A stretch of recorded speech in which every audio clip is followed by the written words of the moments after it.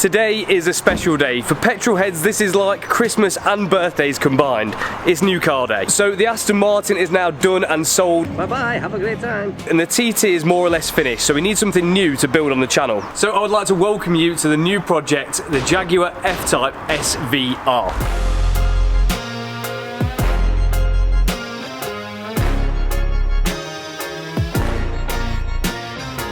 So I'm not normally a Jaguar kind of man, but this one really tickled my fancy for quite a few reasons. So the F-Type came in a few variants, originally a V6 and then the V8R, and also now they do a 4-cylinder, but this one is the Big Daddy, the SVR. So the F-Type normally is a rear-wheel drive, 2-seater sports car, but this particular model is actually 4-wheel drive, but it needs it because it's packing a bit of a punch underneath the bonnet.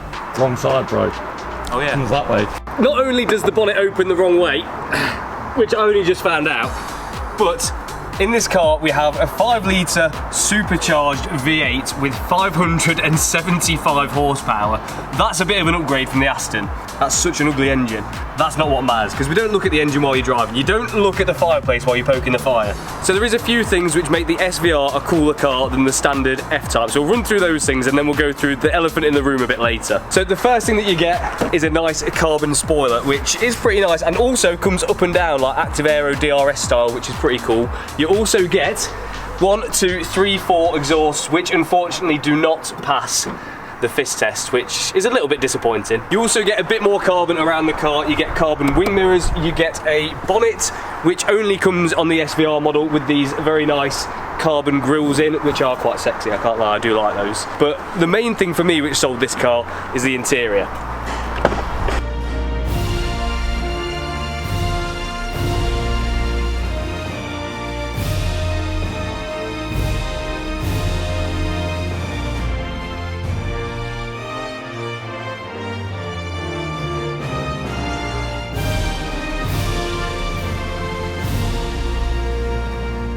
So the interior is the main thing which sold this car to me. There's quite a few things in here which make it really, really special. The first thing being these seats. These only come in the SVR model. That's why it says SVR just here.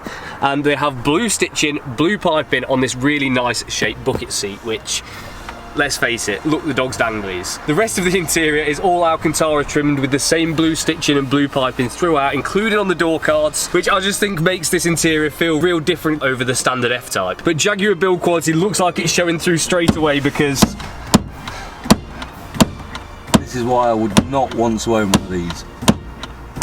Not just because of the glove box, but Jesus Christ, if the glove box won't close, I mean, that's just the start of it, mate. It doesn't work. I've tried to fix it. It doesn't work.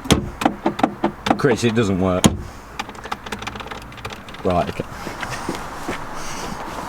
So the paint, I believe, is the same blue which comes on the Range Rover SVR. If it's not the same, it's very, very similar. And on the F-Type, it does look 10 out of 10. Now, I know it probably looks by now that I've got a thing for blue cars, given that the Aston was blue, the TT was blue, and this was blue, but it's not on purpose, it just happens by chance. Now, the wheels on this car, I'm not sure I'm in love with them, but they are specific again to the SVR. As you can see, it's got a little logo just here which says Special Vehicle Racing, and behind that you have some standard steel discs. There is an option on this car to have ceramic brakes, but obviously this car hasn't got that option. Now, before I bought this car, there was one very important thing which I had to do. So what I did is I popped the registration plate into Car Vertical's online database, and it brought up this. So we can see here that the car has a green tick for mileage, a green tick because it's not outstanding as stolen, it's got a green tick for no outstanding finance, but obviously, as we already know, it's got an amber warning light for accidents. Now we can see also here the car's timeline for what's happened to it, you know, the maintenance it's had, any new number plates and anything like that. On the mileage graph we can see the car's not been clocked or had the miles rolled back, because we've got a nice smooth increase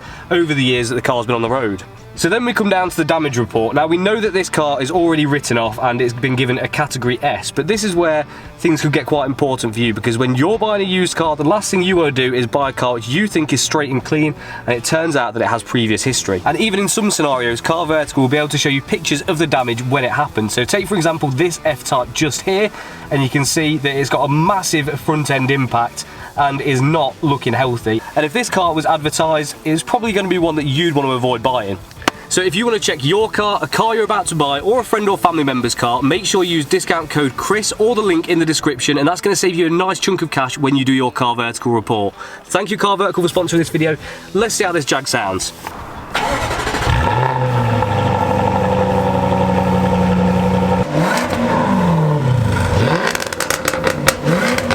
So the F-Types normally range from 20 to about 80 grand, but I got this one for a really good price, I think anyway, considering that it's the SVR model. But there is a very good reason why, and I'm sure we all know what it is.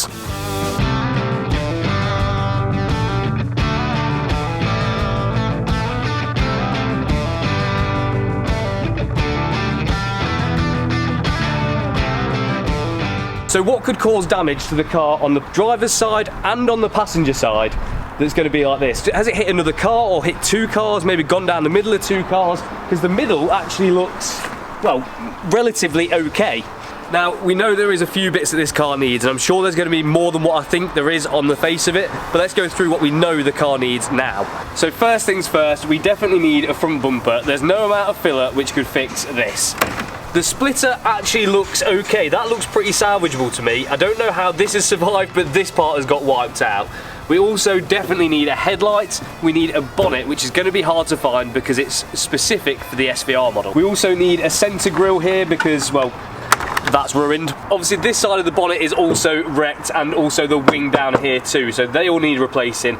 I'm not sure about the wheel at the moment. What do you think? Do you think this is savable? It's got quite a nice gouge out of it, but apart from that, it does look to be okay. So I'm sure there's a wheel refurb company out there that could fix that, but I don't know if I'd feel comfortable with it. And annoyingly, the diffuser has gone missing. I seem to have a habit with the cars that I buy, parts get stolen from the auction place, because the Aston Martin had the badges nicked off it, and this one, I know that this hasn't just fell off because all of the parking sensors are all cable tied up and everything else looks intact. So whoever's out there and you've got my diffuser, I'm coming to find you.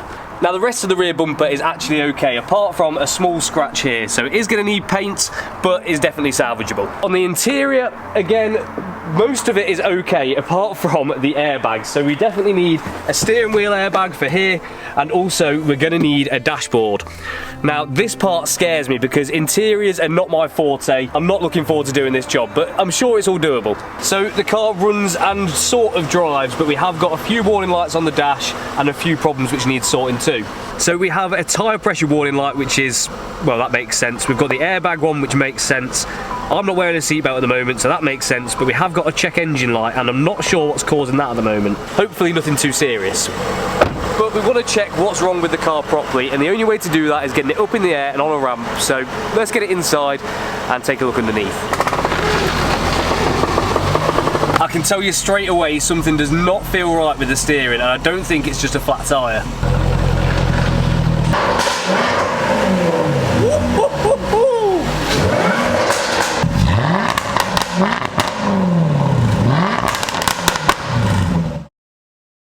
So we start straight away by pulling the car into Nick's garage and getting it on the ramp to see if there is any damage underneath the car which we weren't expecting or are hoping not to find.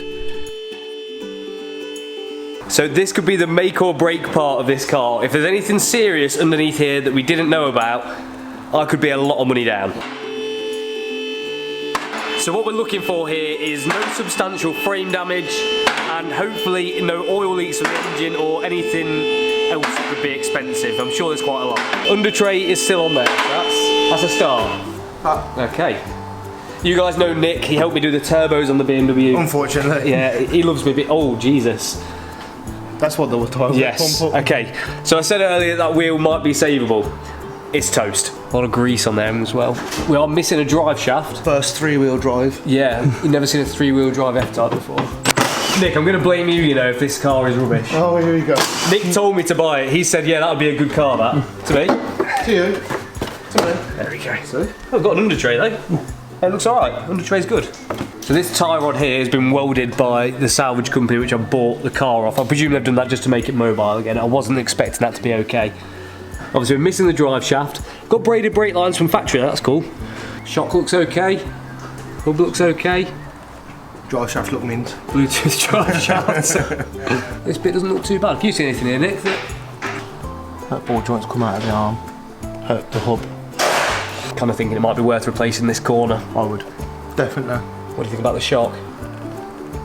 Is it shocking? It's like your jokes. It's just a little bit mashed, isn't Just it? that ball joint more than Yeah. anything, and like these markings, and obviously that weld there, yeah. but that's, We knew about you that. knew about that, yeah, exactly. Can you see it there, bust? What's that? Steering right there, clean, snaps. Oh my god. Well, that is exactly what we didn't want to see. That is a steering rack snapped in half. I'm blaming you for this. You can't blame me for everything. That is not good. Well, I'm not going to be driving it home, let's put it that way. Didn't say what you thought so far. In too deep. I mean, it just depends how much your steering rack is, really. I'm not too worried about this, that's okay. I hate steering racks at the best of times. Steering racks and interior parts are my two pet peeves, and now this car has both. I've never seen a rack split like that though. I've never seen that in my life. Out of all of the one car I've repaired, I've never seen this steering rack.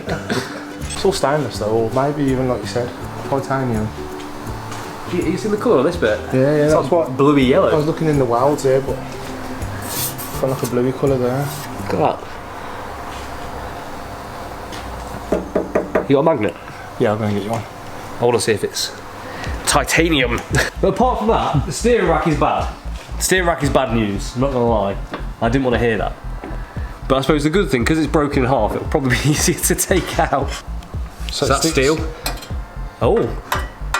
So does that mean that I have... Either very, very good stainless, Yeah. or it's titanium. I'm going to say it's titanium because that sounds better. Because that doesn't look like good stainless. All of that, none of that sticks. Yeah, none of that. I'm saying it's titanium. That's a titanium exhaust. Okay, so the part number for this steering rack is JX533200DB. And the great news is there's none for sale on eBay. Absolutely none. Interestingly enough though, it's a very similar part number to an Aston Martin DB11 steering rack. That sounds like a more expensive option to me. That one's $2,000.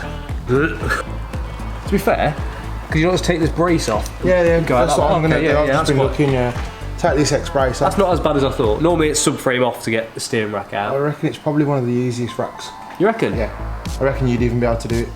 I think you're right. What do you think, Nikolai? I think you need to order some parts. I need to go shopping. Luckily, we're in Birmingham, which is the home of stolen parts. So, Jaguar Land Rover. oh yeah, sorry, the home of Jaguar Land Rover. So hopefully I can find something around here. A few moments later. Here we have a steering rack for a Jaguar F-Type 2 litre manual 2-wheel drive. So it's the wrong one. But I'm hoping we can try and make it work because there is no steering racks with exactly the same part number. Well, the part number itself is the same, but the two letters at the end are different, which is the variant. And whether that's an actual difference in the rack itself or just in the electric part, I'm hoping what we can do is use the electric part off the rack that's on the car with the mechanical part that's on this one, and hopefully make one that works with the SVR. Fingers crossed. Told you, Birmingham always comes through for parts. It's just bad. What is that about the knife? They just all, Birmingham just has everything for everything. It's literally like the mecca for car parts, and they're all cheap for some reason. JX53 3200 BA on this one. On my car, it's DB. So I'm hoping that the difference isn't too much, and they kept the steering racks mechanically at least the same across all F-types. That's my hopes. Steering rack is now secured and we can start working on the car, or at least try and fit this steering rack, which may or may not work. But we fell at the first hurdle because the locking wheel nut key would not work for the locking wheel nut on the car. So we tried all sorts of locking wheel nut removal tools and then messing around with the locking wheel nut itself and even drilling into it, but none of these things actually seemed to work, so we opted just to leave the wheels on and try and take the steering rack without taking the wheels off.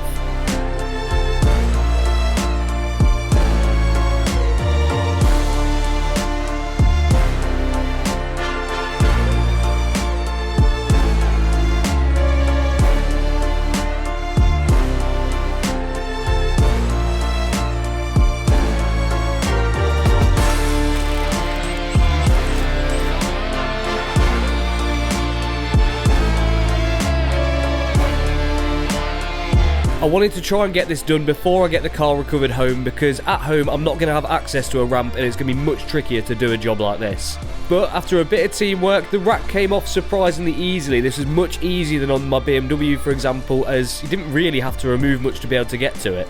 And check that out. I've never seen a steering rack break like that. It's, well, it's a first for everything, I guess. To me, these two look exactly identical, apart from this one's broken and this one isn't. But this motor here is going to be calibrated for a 2-litre 4-cylinder F-Type, and this one is going to be calibrated for the Big Daddy SVR. So I'm thinking fit this to this, and this was definitely all my idea. And then we're going to use that rack then and bolt that to the car, and hopefully it all works. Is that my idea? All Chris's idea. See, all Chris's. Had it here first. It all seemed to be going so well and spirits were so high, so we popped the motor from the old one onto the new one and then went to fit it. But spirits were not high for very long, because very quickly we realised this was not going to work. There is minute differences between the racks. Hopefully this isn't a sign of things to come in the future on this build, because this looks like it's going to be very tricky to find the right rack for this car. I was feeling so confident. Well, that's a sad situation for what was quite a positive video. It was going really well as well. It was, yeah.